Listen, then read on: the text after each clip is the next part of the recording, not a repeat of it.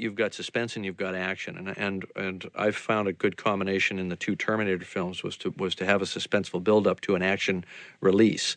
In Terminator 2, you have a slow, tense build-up of these characters moving around, closing in on young John Connor, and then he sees the Terminator for the first time, and it's all in slow motion.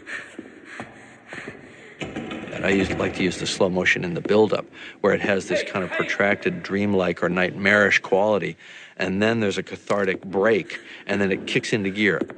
Get down.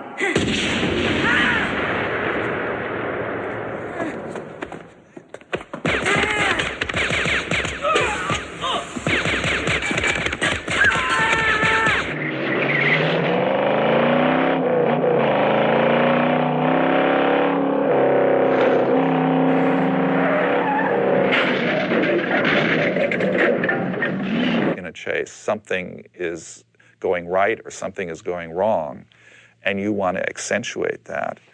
Rhythm is one of the ways you do that. You also want to create peaks and valleys in terms of rhythm.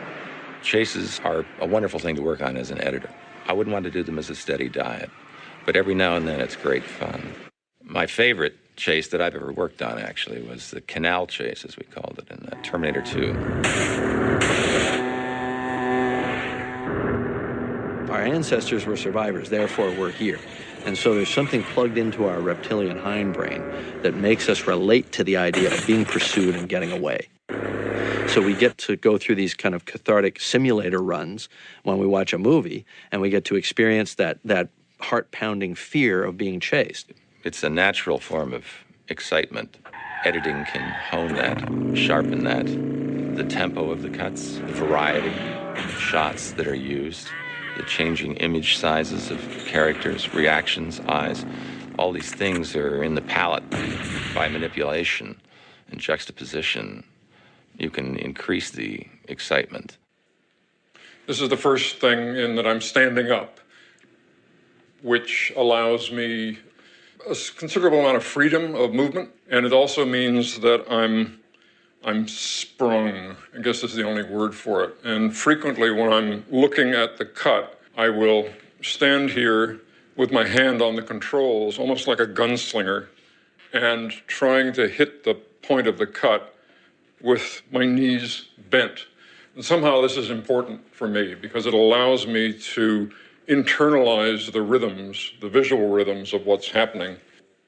At this point, we've started with a blank slate. So the question is, what are we going to start with? That looks like a good possibility. It establishes things. So there's Anthony saying action, and they start to come forward. We could begin it anywhere in here, but see, there now somebody falls right here, and that's good. Falling is good. We will edit this shot into the timeline. And there it is.